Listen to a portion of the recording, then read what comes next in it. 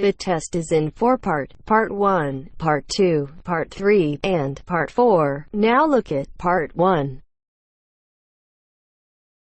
Part 1. You will hear a conversation about a language course. First, you have some time to look at questions 1 to 5.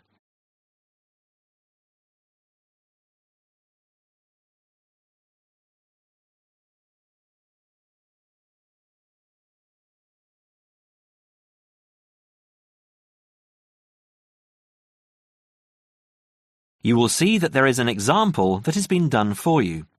On this occasion only, the conversation relating to this will be played first. Good morning, Borgheimer Language Courses. How may I help you? Oh yes, I contacted you some time ago about following a German course in Germany, and you advised me to take your placement test before we go any further. Well, I've done that now, so I'd like to go ahead with booking the course for this summer, if that's possible. Certainly, sir. You said you took the placement test. What was the result? I was placed at the O3 level. O3. Right. That's lower intermediate. Fine, Mr. The answer is Level 3 or Lower Intermediate, so the course level has been filled in for you. Now we shall begin. You should answer the questions as you listen, because you will not hear the recording a second time. Listen carefully and answer questions 1 to 5. Peterson. John Peterson. Could you spell that for me, please, Mr. Peterson? P-E-T-T-E-R-S-S-O-N. That's a double T and a double S. Am I right? That's right. Now, could I ask you where the course takes place? Well, we offer courses in Hamburg and Berlin. For your level, there's never a problem. There are always plenty of people for the intermediate classes. Oh dear. Does that mean that there might be a lot of students in my class? I wouldn't be very happy about that. No, don't worry, Mr. Peterson. The maximum class size is 12, but I've never known there to be more than 9 or 10 in a class. It could even be 5 or 6. Good. Actually, I'd prefer to study in Berlin. And how long is the course? 3 weeks, 5 hours a day. 2 hours only on Saturday. Sundays free. I see. And what about accommodation? There you have a choice, Mr. Peterson. You can either stay with a German family who are used to having such guests, or you can stay on the university campus, or we can book you into a nearby bed and breakfast. Is there a big difference in price? Not really. Staying with the family works out the cheapest, and the bed and breakfast is a bit more money. Staying on the university campus comes somewhere between the two price-wise, but Berlin is not too expensive anyway. Which do you recommend? Well, if you want to practice your German and be part of a German family, I would recommend staying with a family. Our families are all hand-picked, and we've never had any sort of complaint. Yes, I'll probably do that then. What are the dates of the course? The first summer course starts on the 1st of June in Hamburg and a week later in Berlin, which is what would concern you as you have chosen the Berlin course. That's the 8th of June. The next course would begin on the 2nd of July and then... The 2nd of July course would be perfect for me. Can you put me down for it now? Certainly, Mr. Peterson. Can I have your address, please? 26 Mayfield Drive, Orpington, Kent. I'm afraid I can't remember the postal code. Don't worry, Mr. Peterson. I'll check on it. Before you hear the rest of the conversation, you have some time to look at questions 6 to 10.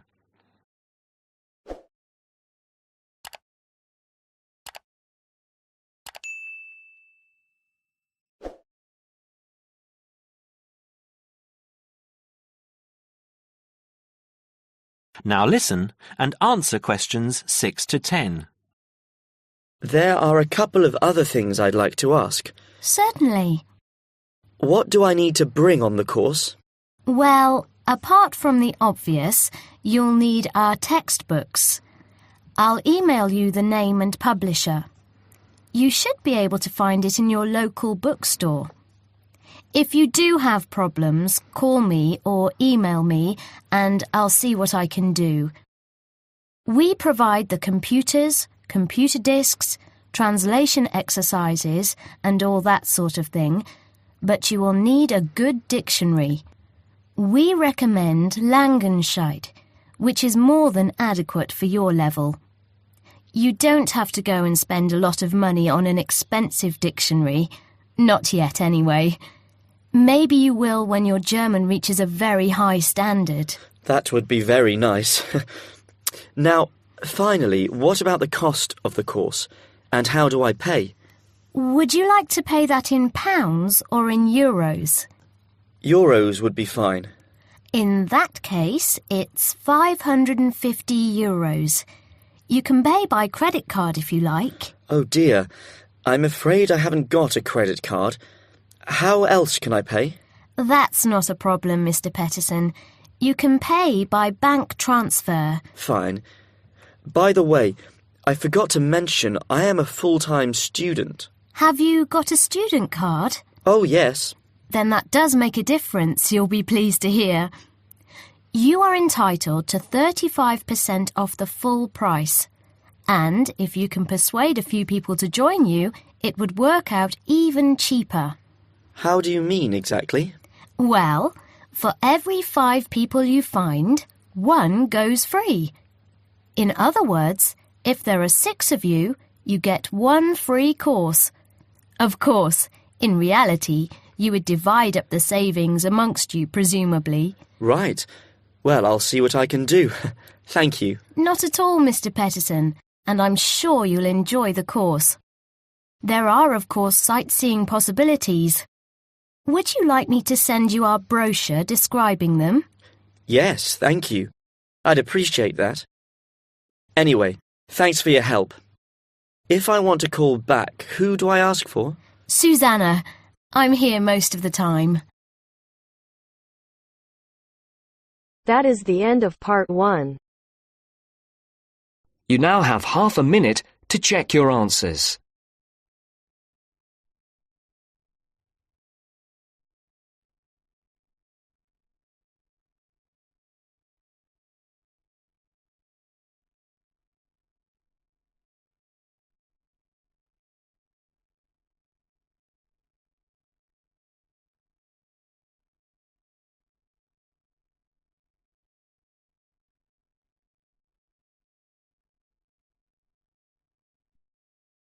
Now turns to part 2. Part 2. You will hear a member of the local council describing plans to redevelop part of the seafront of a coastal town. First, you have some time to look at questions 11 to 15.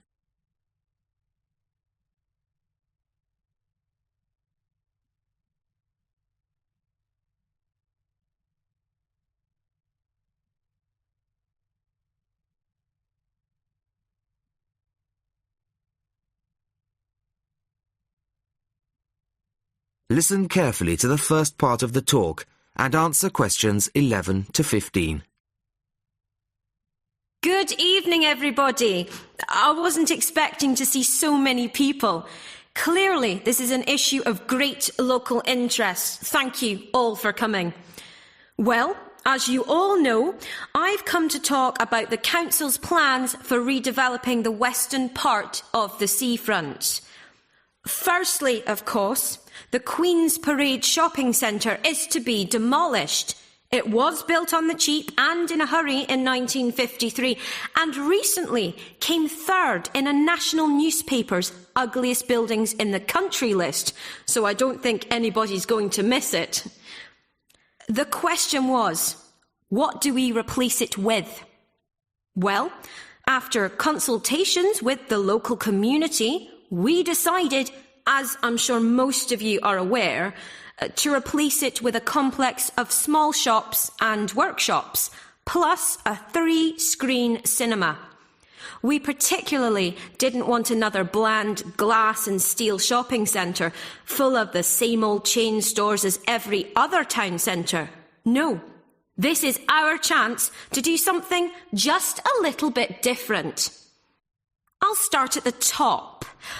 On the 3rd floor will be a cafe and a restaurant. Part of this will be open air, so people can enjoy a meal or a cup of coffee in the fresh air, weather permitting, of course. Below this will be the cinema, and below that, on the 1st floor, will be some much-needed council offices. We're getting very cramped in the town hall, I can assure you. On the ground floor will be 20 small shop units, ranging in size from 20 to 50 square metres. Also on the ground floor will be 5 workshop spaces, which we hope will attract small manufacturing businesses back to the town centre, providing some additional local employment. Underneath the centre will be an underground car park. Not a great big car park like in the present centre. Our aim is that most visitors to the centre will come on foot or by bus. In fact, the car park will be restricted to people working in the centre and disabled visitors. Then, and perhaps this is the most exciting part of the project, the beach in front of the new complex is going to be completely transformed. We're going to extend the beach. Yes, extend it. 10,000 tonnes of sand is going to be brought in to make it into a proper beach, instead of the dirty little strip of sand it is now. As well as being for the enjoyment of local people, we're hoping that a decent beach will attract more visitors to the town, and that has to be good for local businesses. Before you hear the rest of the talk, you have some time to look at questions 16 to 20.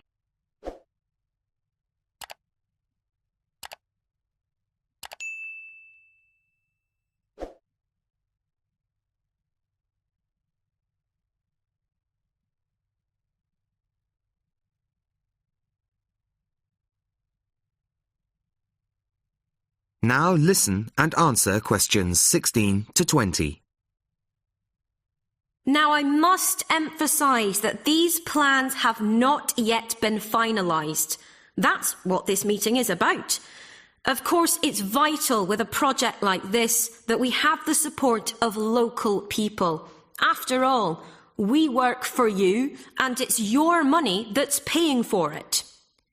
So, first of all, the plans for the new centre are going to go on display in the town hall. They'll be there from Monday the 5th of March until Friday the 6th of April. Plenty of time for anybody who's interested to get over there and have a look at them, I think. There'll be a suggestions box in the same room as the plans. Anybody who has anything to say is welcome to fill in a suggestions form.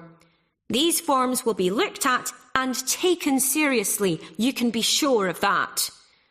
Then on Tuesday, April the 10th, there'll be another public meeting much like this one, and in this same place.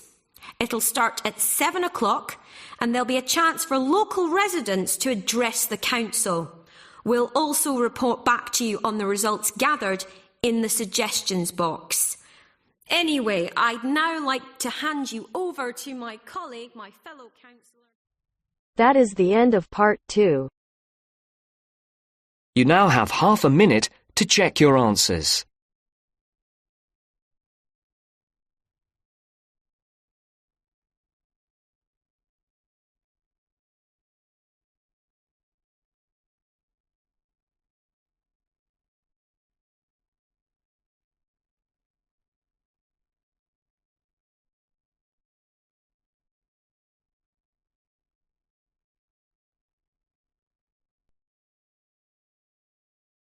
Now turns to part 3. Part 3. You are going to listen to a radio programme about buying a house. First, you have some time to look at questions 21 to 25.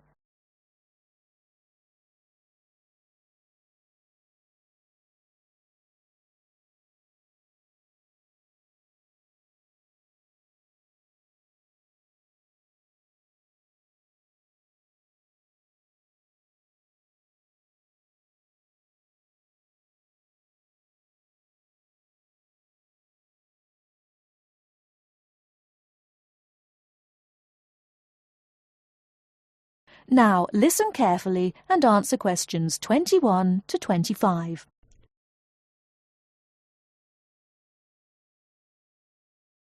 Good afternoon, listeners. Today, I'd like to welcome Edward Fox, who is going to talk to us today about buying a house. Edward. Thank you, Eunice. For most people, at least, buying a house is a major life event, and probably the single most expensive item you are ever likely to buy. It is also a place that you can make your home. Therefore, thinking carefully before you make a purchase is of the utmost importance. One of the most important things to consider before buying any property is the location, because remember, it is where you plan to spend a large part of your life, or indeed the rest of your life in some circumstances. Therefore, consider the type of life you enjoy leading. Are you a very sociable person who enjoys nightclubs and discos? If so, then you may wish to consider something close to the city, or indeed in a city where it is convenient for all types of nightlife. On the other hand, if, like me, you prefer a quieter life, then you may want to consider something away from the city. However, do remember that proximity to your place of work is also important. Indeed, we spend most of our life at work, and you don't want to have to spend 2 or more hours every day travelling to work now, do you? Therefore, transport is the utmost importance. City suburbs, however, are often conveniently located for commuting to work, all for shopping, without being in the heart of a busy city. You may, however, think that a house in the suburbs would be far too expensive. Yet houses located in cities can often exceed the price of suburban houses. So check out the prices. You may be surprised. Family is another important consideration. You may prefer a house that is away from a busy street or main road. And of course, remember that children have to attend school. Is there a good school in the area, or would your children have to travel a long distance to get to school? Therefore, if you have children, or you plan to have children, location is a very important factor. And of course, remember that a family influences the size of the property. Before you hear the rest of the talk, you have some time to look at questions 26 to 30.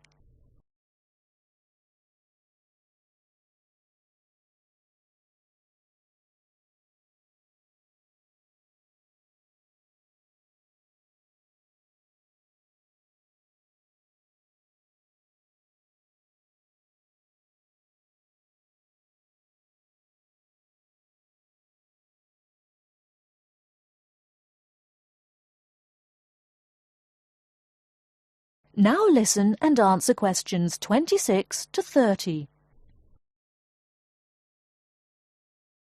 And of course, remember that a family influences the size of the property. There are, of course, various types of houses.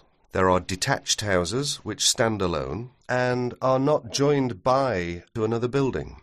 Then there are semi-detached houses, which, incidentally, are the most common, and for good reason. Because they are less expensive than detached houses, this is because they are, in fact, 2 houses joined together, and therefore take up less space. And finally, there are townhouses, which are many houses joined together to form a long row. But don't think that townhouses are less expensive than semi-detached houses. They rarely are. This is because they are usually built in cities where the prices of property is very expensive indeed. The age of property is another consideration. If you're considering buying an old house, beware. You may be faced with expensive repairs and renovation bills. So have the house thoroughly checked by a professional surveyor before you decide to buy. But then again, There are things you can look for yourself. Things such as the condition of the woodwork, especially doors and windows that can be expensive to replace. More importantly, make sure all the fixtures and fittings, things such as cupboards, sinks, taps, bathtubs, are all in good working order, because replacing kitchens and bathrooms can be a very costly business. And don't forget the garden. If the property has one, if you enjoy gardening, then fine. But if you don't enjoy gardening, then you may prefer a small garden as opposed to a big one. But even if you do enjoy gardening, it is important to remember that gardens take up a lot of your time.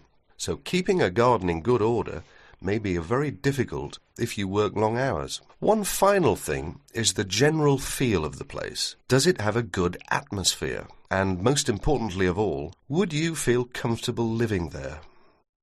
Thank you, Edward. But I'm afraid that's all we have time for today. But I'll be back next Wednesday when my guest speaker will be talking about buying a computer. So until then, bye for now.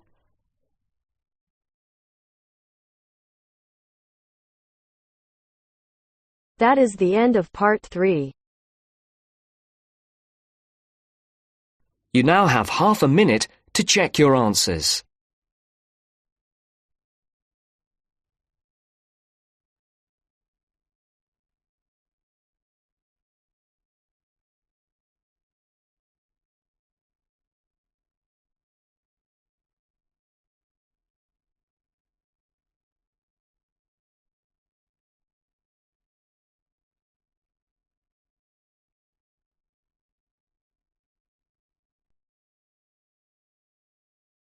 Now turns to part 4. Part 4. You'll hear a lecturer talking to students about sport in Ireland. First, you have some time to look at questions 31 to 33.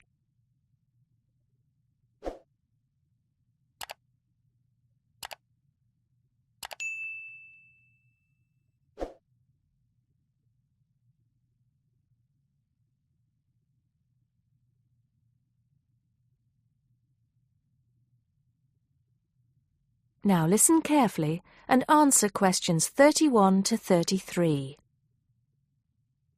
Now, today we're going to be finding out about the most popular sports in the Emerald Isle.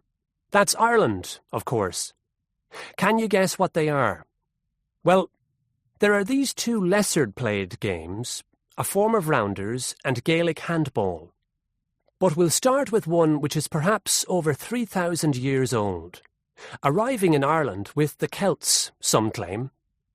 That may be a slight exaggeration, but I consider it to be the fastest field game in the world, and it goes by the name of hurling. Well, that's what it's known as in the English-speaking world anyway. So, what do you have to do? You've got 15 players on a team, one of them the goalkeeper. Each one has a stick called a hurley. Here you are. I've brought mine along. Had it since I was at school. This is what it looks like, and basically you have to get this ball, called a sliotar, that's S-L-I-O-T-A-R, so it's not spelt the way it's pronounced. You hit it into the net for 3 points, or you can hit it over the net for 1 point. The goal looks like the letter H, with the net under the crossbar. The goalie has a bigger stick than the others to help keep the ball out. You can also catch the sliotar and run with it for 4 steps maximum, or bounce it on your stick. Is that clear to you all? I'll be showing you a video a bit later, so you can see what a game actually looks like. You might like to think of it as a mixture of lacrosse, hockey, and baseball. Oh, and it's played by women too, but it goes by the name of camogie in that case. Before you hear the rest of the talk, you have some time to look at questions 34 to 40.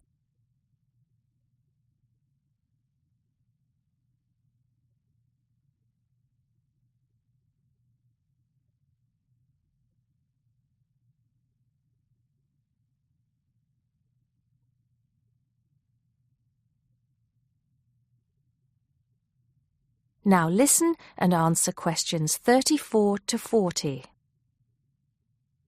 I'll give you a bit of the history, shall I now? Generally, the golden age of the game is considered to be the 18th century. But systematic rules were first agreed and drawn up at that great shrine of learning, Trinity College Dublin, in 1879, founding the Irish Hurling Union, closely followed just a few years later by the formation of the Gaelic Athletics Association. With greater organisation last century, the All-Ireland Hurling Championship got off to a flying start, and I'm proud to say that my own native city of Cork has won more than 20 titles over the years. But then, so have Kilkenny and Tipperary. Is it only played in Ireland? No. Well, it is the only country with a national team at the moment, but you may be surprised to discover there are hurling clubs in London, as well as in America and Argentina, to name just a few. The other game I'd like to take a little time to introduce you to is Gaelic football, which is played on the same pitch as hurling with the same number of players, but there's no net. You just have to get the ball over your opponent's goalposts, and you can do that by kicking or punching the ball. However, you're not supposed to do that to the players, I might add.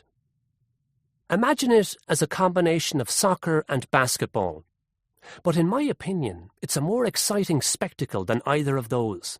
Excuse my bias, if you will. It's also very popular with women. In fact, there are more women's teams than for any other sport. Whether despite or because of the physical contact involved, I wouldn't like to say. They do play a shorter game, 60 minutes, rather than the men's 70. So, let's have a look. If we can have the lights down, I'll see if I can get this technology to work. That is the end of part 4.